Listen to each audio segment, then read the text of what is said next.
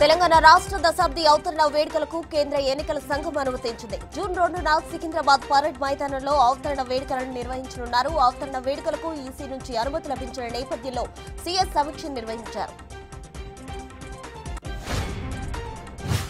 మతపరమైన రిజర్వేషన్లు రద్దు చేస్తామన్న ప్రధాని వ్యాఖ్యలపై షబ్బీర్ అలీ స్పందించారు. బ్యాక్వర్డ్ ముస్లిం వాళ్ళకే మాత్రమే రిజర్వేషన్ ఉన్నాయన్నారు. దీనిపై మోదీకి జీవోలతో కూడిన ఓ లెటర్ రాశారు. మోదీ హిందువులు ముస్లింల మధ్య చిచ్చు పెడుతున్నారని మండిపడ్డారు.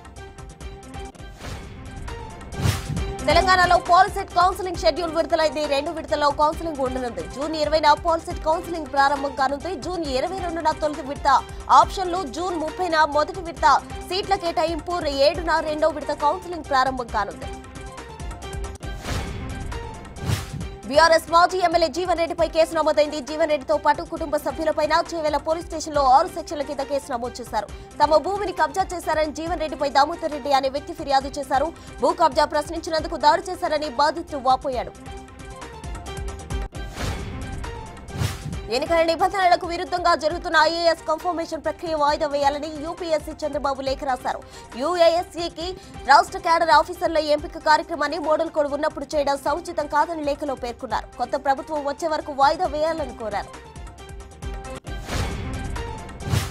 ఏపీలో పోస్టల్ బ్యాలెట్ ఓట్లు 5 లక్షల పైగా పోలయ్యాయి. దేశంలో ఇది రికార్డు అని రాజకీయ పార్టీలు చెబుతున్నాయి. దీంతో ఉద్యోగులు ఎవరి వైపు మొగ్గు చూపారని ఉత్కంఠ నెలకొంది. శ్రీకాకుళంలో అత్యధికం కాగా నర్సాపురంలో అత్యల్పంగా నమోదయ్యాయి. మొత్తంగా ఫలితాలపై ఈ పోస్టల్ ఓట్లు తీవ్ర ప్రభావాన్ని చూపనున్నాయి.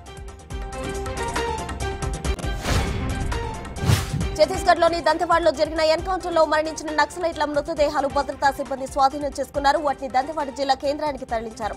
ఎన్కౌంటర్ స్థలం నుండి మృతదేహాలు నదిలో నడుములోతు నుండి నీటి గుండాన్ని తీసుకెళ్లారు. వచ్చే అసెంబ్లీ ఎన్నికల వరకు తాను జైల్లోనే ఉంటే ఆమ్ ఆద్మీ పార్టీ ఢిల్లీలో 70 సీట్లకు 70 గెలుచుకుంటుందని సీఎం అరవింద్ కేజ్రీవాల్ అన్నారు. అసెంబ్లీ ఎన్నికల వరకు తాను జైల్లోనే ఉంటే తన భార్య పోటీ చేయదని స్పష్టం చేశారు. తాను జైలు నుంచి పోటీ చేస్తా అన్నారు. అప్పుడు ఢిల్లీలో అన్ని స్థానాల్లో గెలుస్తామని ధీమా వ్యక్తం చేశారు. ఉద్యోగాల పేరుతో కంబోడియా దేశంలో అక్రమ రవాణాకు గురైన బాధితులు సేఫ్ గా స్వదేశానికి చేరుకున్నారు. ఎయిర్ ఇండియా విమానంలో విశాఖకు చేరుకున్నారు. కంబోడియాలో వీరంతా సైబర్ మోసానికి గురయ్యారు.